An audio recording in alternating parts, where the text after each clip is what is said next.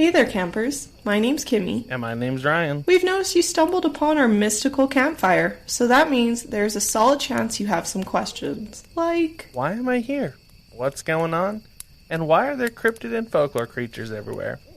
And should I be worried about the Mothman dressed as a camp counselor swooping down to steal my s'mores? Well, you've stumbled upon the Aloreing Campgrounds. Aloreing is a folklore podcast where every episode we dive into the history and lore of different creatures and cryptids you see wandering around these campgrounds. And during each episode, we discuss the sightings, encounters, poems, history, fun, facts, and pop culture focused on our campfire topic that week. We hope through shared experience we can learn and make light about all the unknown corners of the universe. So come take a seat around the campfire, make yourself at home, and listen to Aloreing Today anywhere podcasts are heard. Or watch videos on YouTube, or even go to our website, aloreing.com. That's ALOREING.com. I'm Felicia. And I'm Ian. And we are the Paranormal Lovers.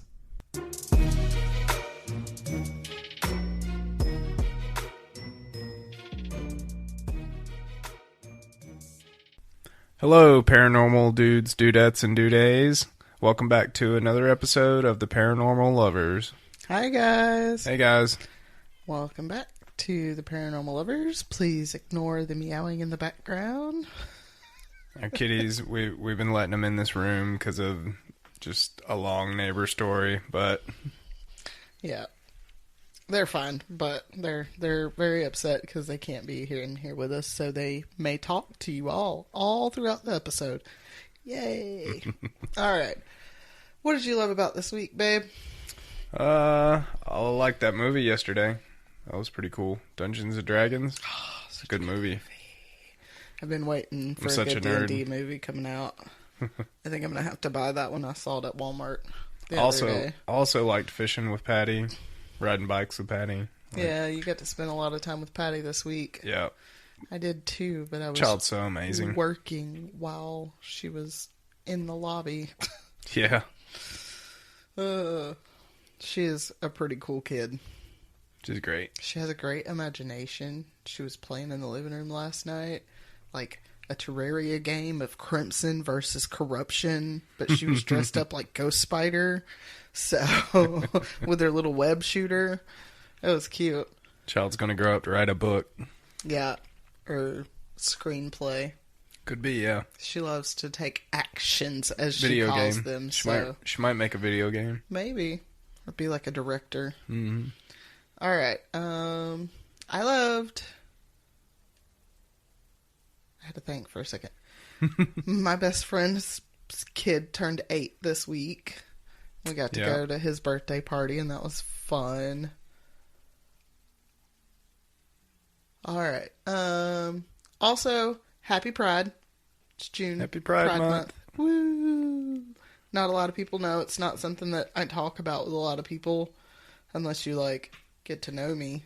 I am queer. I guess I would technically be labeled a pansexual because I don't really care what you identify as or what's in between your legs. Like, if I find a person attractive, I find them attractive, and I don't restrict my attraction to people to simply males and females. Right. I'm just the supportive husband. Humans, of course. But I am happily married. And I plan to stay so. So unless my husband has a catastrophic accident someday, I'm off the market. Ha ha. What's her name call it? Forever penis? Yeah, Pinky Patel. Shout out to Pinky Patel. Hi, Pinky. The forever pee-pee. That's what she calls it. The forever pee-pee and the downstairs kitty cat. Yeah. Love that woman. She's hilarious. All right. This week, I forgot to bring my Florida water in here. Oh no. We ain't doing a possession, are we? We're doing a poltergeist.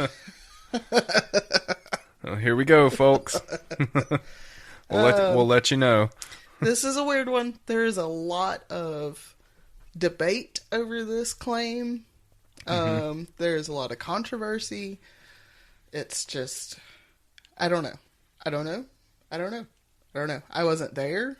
I did not experience these things. Right. I like to keep my mind open, so I'm not going to say that it didn't happen. I wasn't there. I don't know. Right. All right, so The Conjuring 2 is a movie that follows Ed and Lorraine Warren, the two most widely known and controversial paranormal investigators, as they investigate a haunting in North London. Have you seen it? Maybe? I know I've seen the first one. I haven't seen any of the Conjuring movies because I don't really like scary movies anymore. Yeah. She doesn't. She won't watch them at dark. I can't watch them at dark. I've never liked watching them. Like, I grew up watching Stephen King and X-Files and all this weird shit at, like, 6, 7 years old. And it, like, traumatized me. And, like, now I'm like, no, you want me to watch a scary movie? It better be at 12 o'clock in the afternoon, damn it. I love them. I'll watch them anytime. Yeah. I have way too paranoid all the time, and I have a very vivid imagination, so... Right.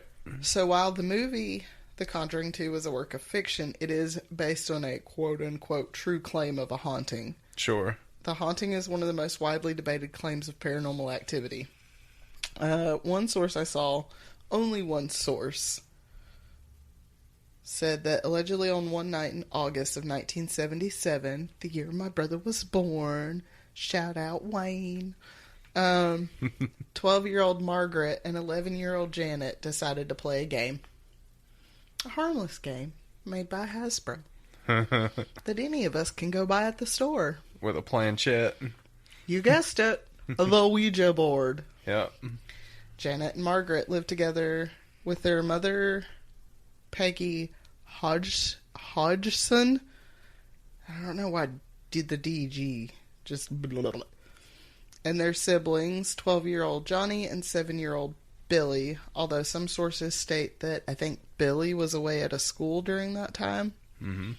They lived at 284 Green Street, Enfield, North London. One evening, after the girls played their game, Peggy was downstairs or putting Johnny to bed in his room, seen different stuff in different sources. Right. When she hears a crash coming from her daughter's room. When she goes to check in, she finds Margaret and Janet huddled together in a corner, seemingly scared out of their minds. Quote, "We told our mom the chest of drawers was moving towards the bedroom door," Janet said. She said, "Oh, don't be silly," end quote. But being silly she was not, because it wouldn't be long before the chest would move again right before Peggy's eyes. It would move like it was trying to block the door, only for Peggy to move it back. This worked 2 times, but the 3rd time when Peggy tried to move it back, it wouldn't budge. Stuck. So that's definitely not something I want to deal with. Yeah, it's kind of freaky. Patty's got a long-ass dresser. I don't want to deal with it.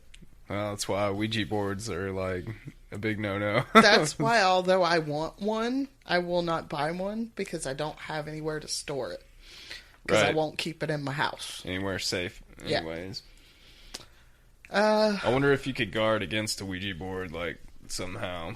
You like, can. Keep it in a guarded, like, room or something. Yeah, you could possibly make a box that has protection sigils inscribed on the inside of it, and then wrap it in, like, a special cloth and put certain herbs and crystals in it with it if you want to, like, really, really keep it contained. But then while you're using it, it's, like, open. Well, while you're using it, before you use it, you have to cast a circle of protection. That's what people don't do. Right. That's where people fuck up with Ouija boards. You are supposed to cast a circle of protection before you use a Ouija board, and you always say goodbye. I played with one. You always say goodbye. We did. We said goodbye. You have to. People do that too. They're just like, this is dumb, and they just throw it in a box. Right. And then it's just sitting there leaking out under their bed because they didn't say goodbye. So, 101 tip. If you want to play with a Ouija board, for the love of God, Google how to cast a circle of protection and say goodbye. Okay. Within days, knocking started up in the walls of the home. It sounded like it traveled up and down the walls. With things getting curiouser and curiouser, Peggy decided to seek help. First she went to her neighbors, but that didn't help very well, so she went to the police. That probably didn't help neither, huh? I mean, what are you gonna do? Shoot it? Arrest them, officer. They're phantasmal. Right. What are you gonna do? Shoot the dresser? You can't shoot everything. Sometimes there are other things other than using deadly force. But Bring anyways. a tank. We got a ghost. Right. Constable Carolyn Heaps reported witnessing a chair seemingly moving on its own across the floor. Quote, "It came off the floor maybe half an inch, I would say," Heaps remembered, "and I saw it slide off to the right about 3.5 to 4 feet before it came to a rest." End quote. See, that's what I forget about England, too. Like, it's... The police are, like, constables, so they're, like... They're not exactly cops. Yeah, and I can't remember if it's England or if it's a different European country or maybe even in Asia. I don't know, but I want to say that there's some places where they have like cops that go out, kind of like constables, I guess. They'll go out and check on a situation. Right. They're unarmed. Yeah. And if they feel that it warrants Then they armed officers, Yeah, they call the brute squad. then they'll call in the armed officers to handle a dangerous situation. They don't send out a cop with a gun Right. To handle all of it. A mental health situation. Right. Like, anyways. A photographer was sent to the home at the request of the family. Graham Morris described the quote-unquote chaos, saying, quote, "Things started flying around, people were screaming," end quote. What are you looking at? Flashing light in the window. There's something flashing out there. Oh, it's probably the kid. Probably. She's down there at Grandma's. She's trying to signal. Mama, daddy, mama, daddy. Okay, again, quote. Graham Morris Sorry. described the quote-unquote chaos, saying, "Things started flying around, people were screaming," end quote. Morris also claims that he himself was struck by a flying Lego. Damn Legos. You're either stepping on them or getting hit in the head by a ghost with them. Right. 11-year-old Janet got the worst of the abuse. An unseen entity was seen pulling her hair and would force her to levitate. Ugh. Even more concerning was when she began speaking in the disembodied voice of an old man.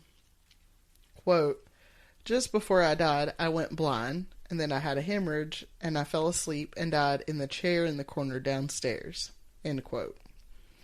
These words were captured Spooky. on audio coming from Janet. Oddly enough, there was a man named Bill Wilkins who allegedly died just that way in that house many years before. Yeah. Did you listen to the audio?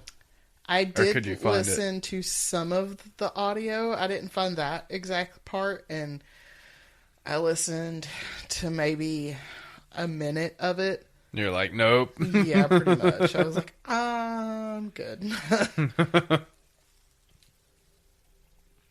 In 1978, the Warrens made the trip to London to investigate the haunting. Again, unlike the movie, they only spent like a day or two there. Mm-hmm. Whereas in the movie, they were like heavily involved in it. Right. But they did give it their opinion that it was a true case. Quote, "Now, you couldn't record the dangerous, threatening atmosphere inside that little house," Ed Warren later said. "But you could film the levitation, teleportation, and this word, dematerialization of people and objects that were happening there. Ugh, spooky. Not to mention the many hundreds hours of tape recordings made of these spirit voices speaking out loud in the rooms." End quote. Burn the house. I tell you what. Burn it and salt it. Right. And I want to say that there was a lot of video and audio evidence. Yeah. At least audio. I don't know if there was a lot of video. This was the 70s. I'm going to have to check that out later. But there is definitely audio that you can find online of them talking to, the one that I found was them talking to Janet. Yeah. And she was making some real weird noises. Yeah. All in all, over 30 people claim to have experienced or witnessed a paranormal event within the house. Wow. Everyone from neighbors to police, reporters, lawyers, and of course, psychics, or those some would call sensitive. Sure. But of course, like with any case of the paranormal or supernatural, there are many skeptics of this case, and there's a bit of evidence to back up their skepticism. Skeptics would say that Janet and Margaret were making it up for attention. It was not super common at the time for divorce to happen. Yeah. So the fact that their father had remarried someone else, many believe they were acting out for attention.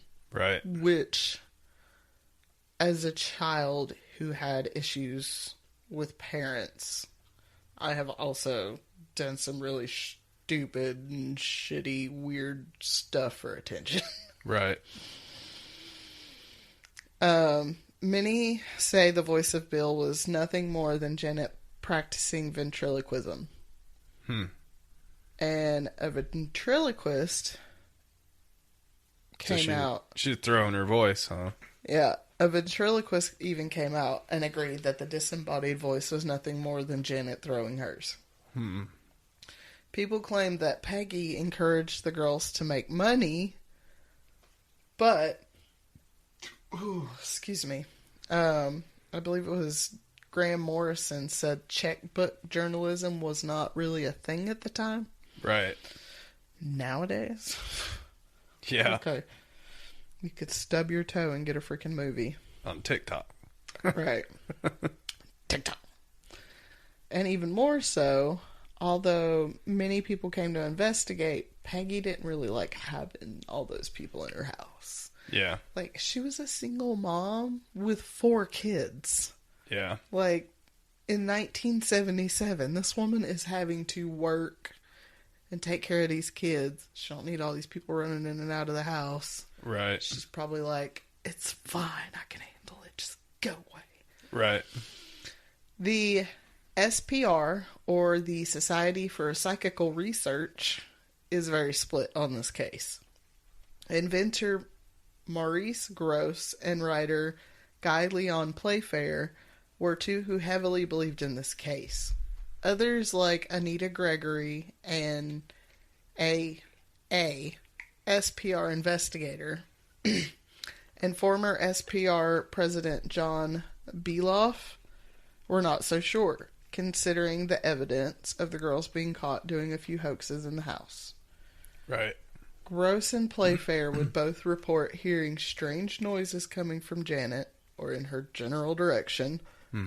And while both always maintained their belief that this was a true haunting, like, Playfair literally wrote a book titled This House is Haunted, The True Story of a Poltergeist, which was released in 1980.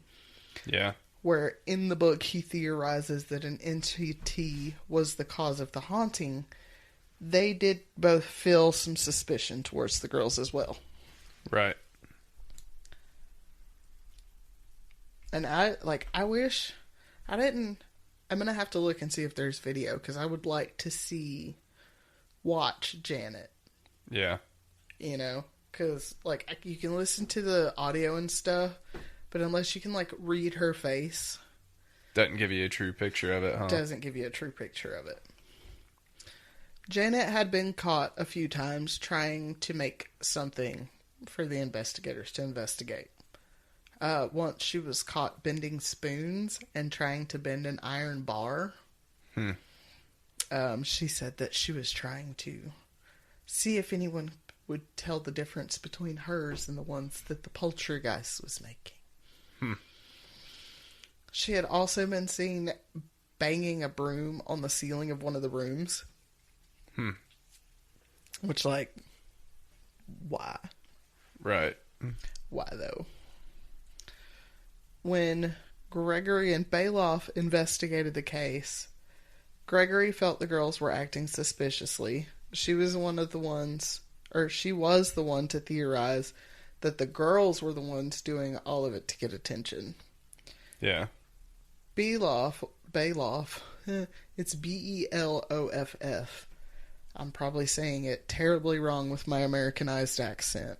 It's probably very beautiful and flourishy and with an English accent, but I can't do it. Brynjolf.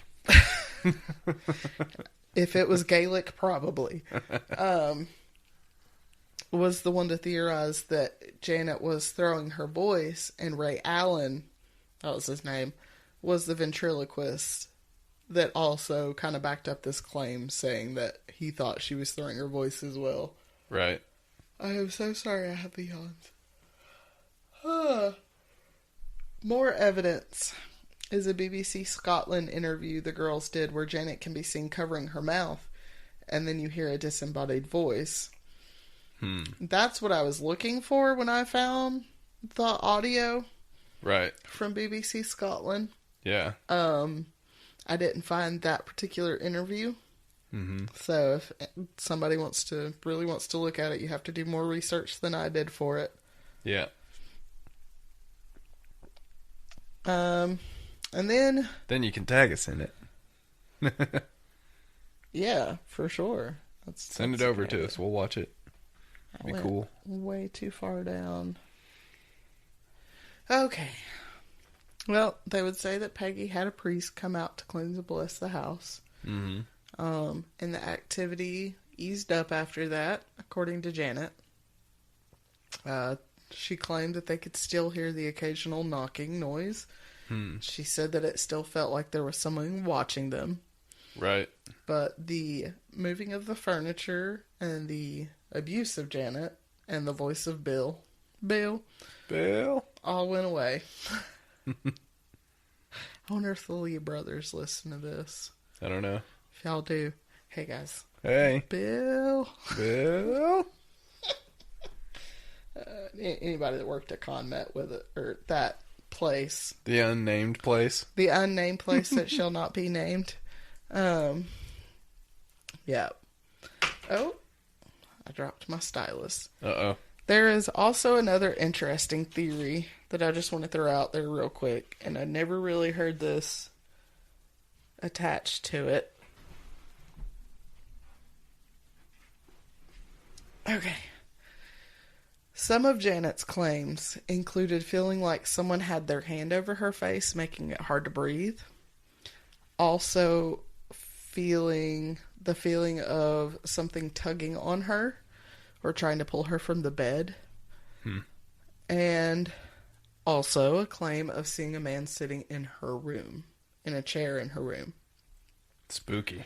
I found an article online by Deborah Hyde for The Guardian that theorizes that these sound similar to some experiences people have had with sleep paralysis. Right. And I might do that one next week. Maybe. That's an interesting topic. Sleep paralysis is it's terrifying. Yeah. For a lot of people. Yeah, most people. Yeah.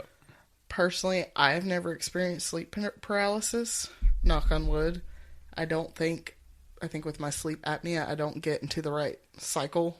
Right. Or don't complete my cycle. Yeah. But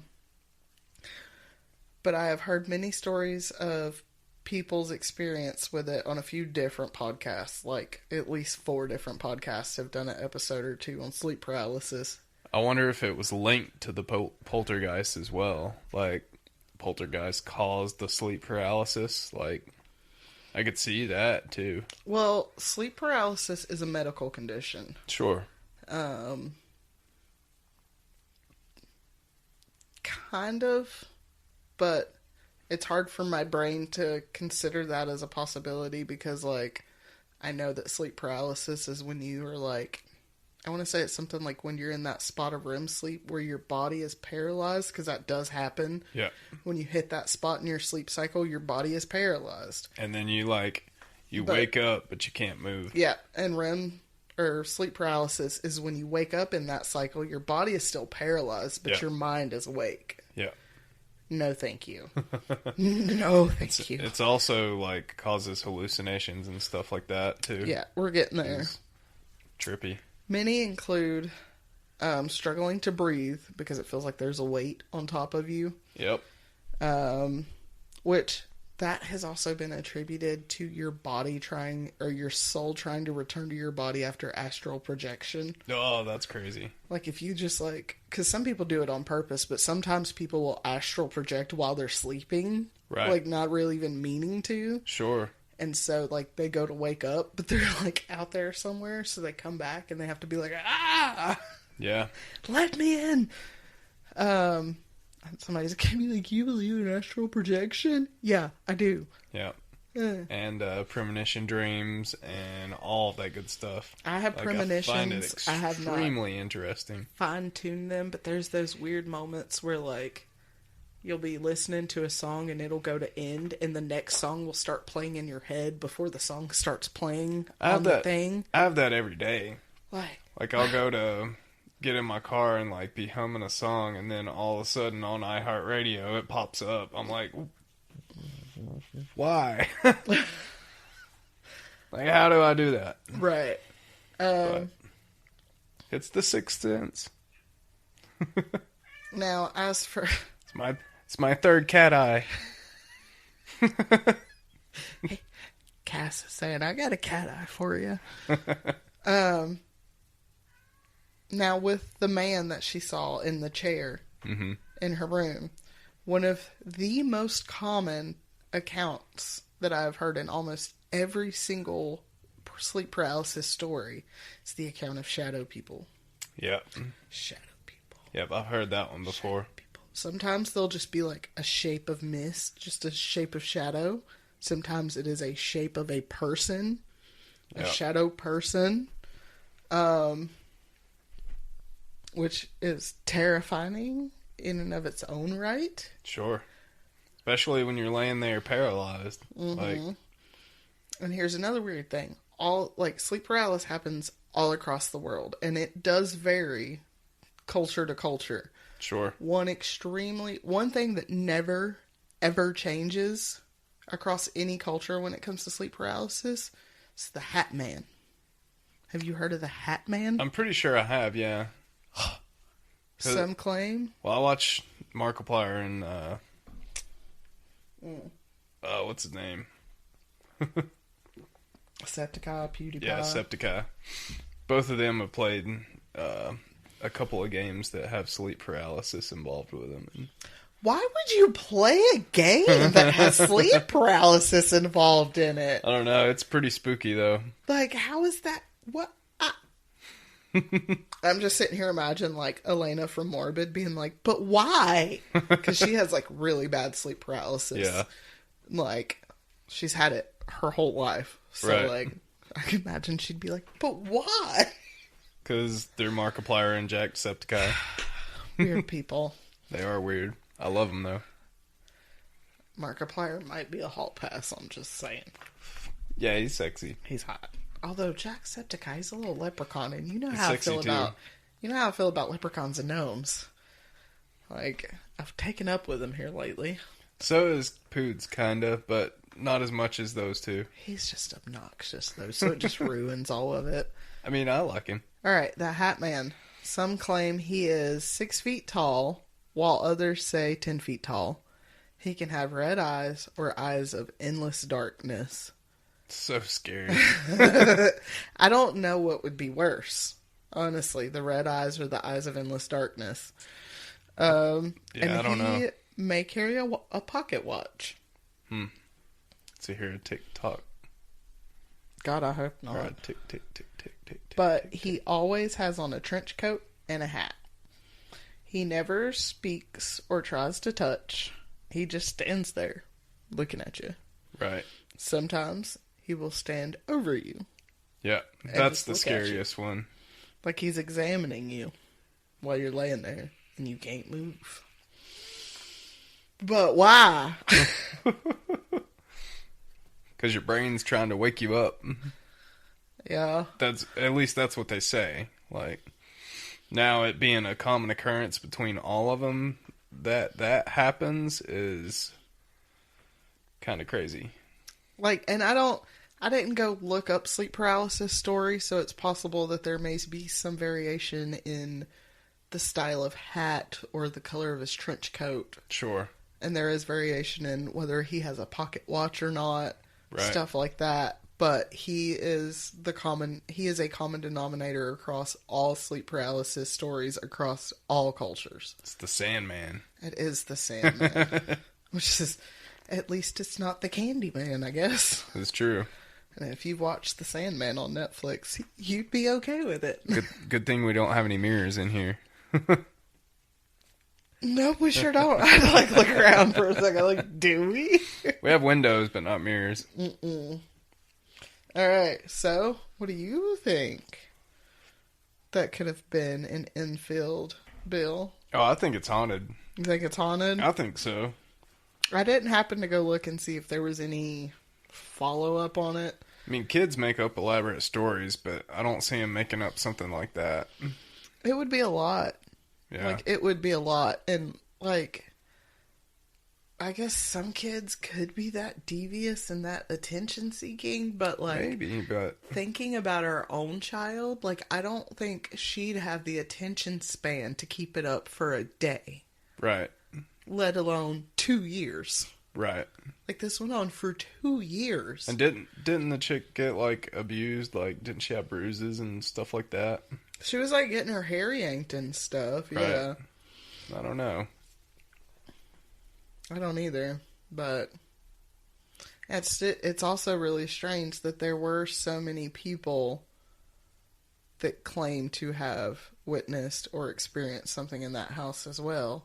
I'll have to go watch some ghost hunters and see if they've been to the house. Probably. Which then again, you know, and then on the flip side of that, other people would say, well, it's just people wanting attention. They're 15 minutes of fame. There's a haunting in the neighborhood. So yeah, oh yeah, I saw something too. Right. You know. I don't know. I would have to... I don't want to make a judgment on it because, like I said, I wasn't there. I would have to go to the property myself. Sure. Because, yeah, it's been almost 50 years. Yeah. But that kind of energy, like, lingers. Sure. Even if it's, like, gone, like, it's still kind of... There's, like, residual. Yeah. So, I don't know. I don't know either. I don't know. I hope they're okay. Right. Like, if they're still alive, they would be in their 60s? The Yeah. girls would? Their moms probably passed on, sadly, but the girls Maybe would not. probably be in their 60s and the boys would be in their 50s. Yeah. Hey, Janet, Margaret, Johnny, and Billy, was that his name? Billy, I think? Yeah. Yeah. If you guys are out there, you're listening, shoot us an email. Yeah. That'd be cool. Holler at us. We're friendly folk. They're like, no. Yeah, I wouldn't want to rehash that. I'm sure they wouldn't want to talk about that now. No. It would be nice to know if they're alive and okay, though. Sure. Like, because regardless of whether you believe something like that happened, if it was Margaret and Janet doing something like, if Billy didn't know about it, he was only like 7 years old. Or Yeah. Johnny. Johnny was the one that was there. I think Billy was the one that was at school. Johnny was 10. But if he didn't know about it, like, that's got to be scary. Yeah, for sure. You know? It's got to be traumatizing. All right, guys. Thanks for listening. Hope you like this episode. Yeah, episode 23. Ba-doo. Like, comment, subscribe. All that good stuff. You can find us on YouTube at The Paranormal Lovers. You can find us on Instagram at The Paranormal Lovers. And you can send us an email to theparanormallovers@yahoo.com. I have paused Patreon. We're going to pause that for a minute to work on, what is it, like advertising and promoting and stuff and getting some more followers. And honestly, I'm just really lazy. Didn't you change the YouTube channel too? Well, I switched the YouTube channel. Like, we were just uploading directly onto YouTube, but then they set up this new thing where you can set it up as a podcast on your channel. Cool. So if you go to our channel, click on podcast, and all of our videos will be there under that thing. Sure. Tab. Yeah. All that good jazz. And we will have an episode from Ian next week. Woo. Woo. All right, guys. My turn. And we'll talk to you guys later. Bye, guys. Bye.